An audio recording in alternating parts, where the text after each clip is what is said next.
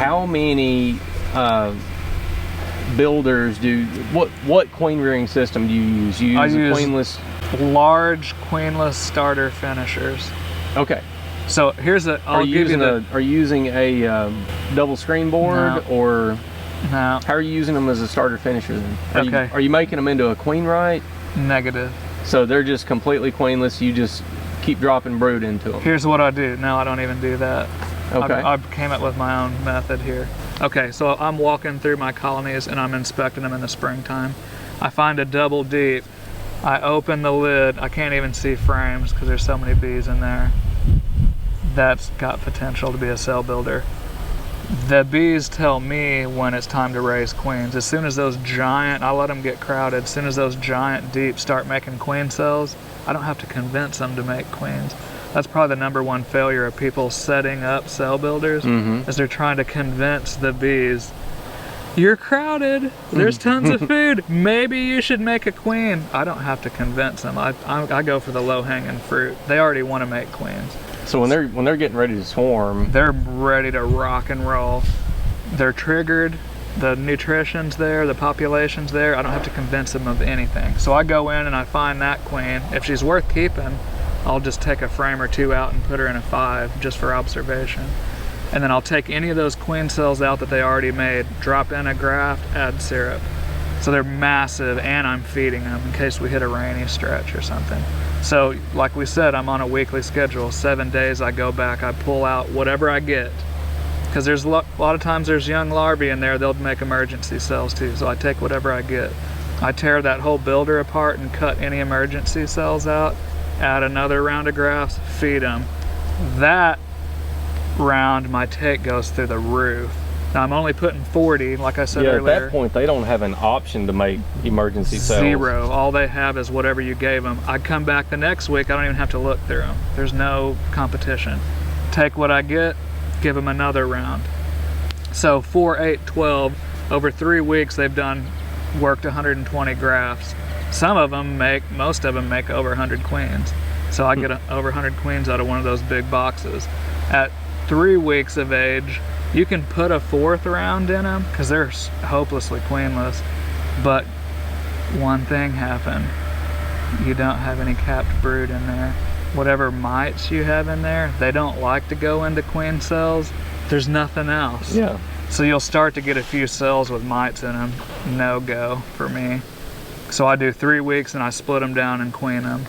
And then I'm just moving, like my cell builders move. You know what I mean? They're a cell builder for 3 weeks and then they get split or whatever, requeened, and then this one built up to that strength by then.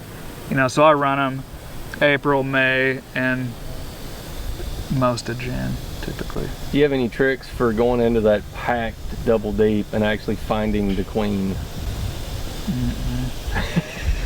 I don't. Like if you can't spot her really well, it's just not your thing. Well, I was just wondering if you're one of the ones, because catching them in that time frame before they get capped queen cells is very time sensitive. Very. And then if they are already running that queen around and thinning her down, she's shrunk. She's a lot harder to find. All mine, if they're open mated, they're marked and clipped. Okay. So marking helps me find them. Like they're not always, because we talked about that last time, those late season supersedes.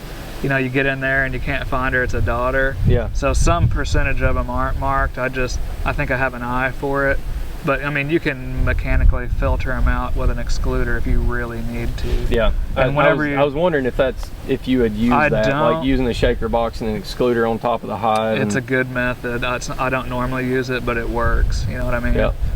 Whenever you go back and you're looking for emergency queen cells and one where you can't hardly see the frames, there's so many bees in it, you got to get those bees off those frames. Because some of those emergency queens almost look like a drowned cell. That was another thing that I was wondering. You got to get those bees off, shake them or brush them. I've heard that some people will just shake every frame. Yep. And shaking will usually kill the queen cells. Supposedly. I shake them just to get the bees off, and then the hive tool takes care of it. Just to make sure. Because if you assume because I've dropped queen cells before too, and they were fine. Oh really? Oh yeah. Now there's certain there's a certain time period where they're more fragile, like their wing buds can get damaged. But if you drop them at the right time on accident, most of the time they're fine.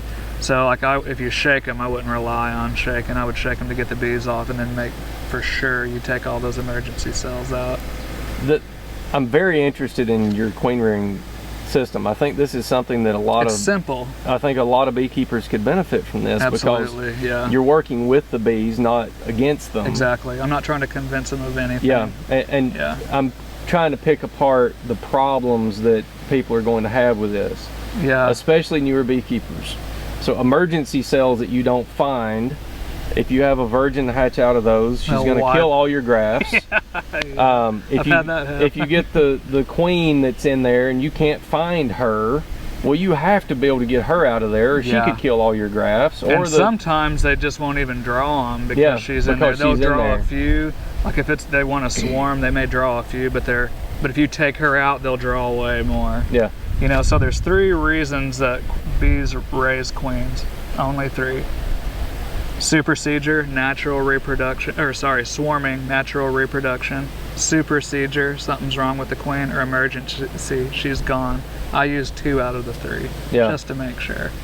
You know, supersedures, a lot of people think if they have a queen right cell builder, it's supersedure, but if you have an excluder or a cloak board in there, it's actually emergency. Yeah. It's hard to trigger supersedure, even though a lot of people will argue with me all day long. Well, but if you pull if you're trying to trigger a supersedure, you usually don't get as many cells. Exactly. Yeah, they're only doing just a couple. Yeah. And a true supersedure, that queen laid in that cup, that was made to be a queen cell.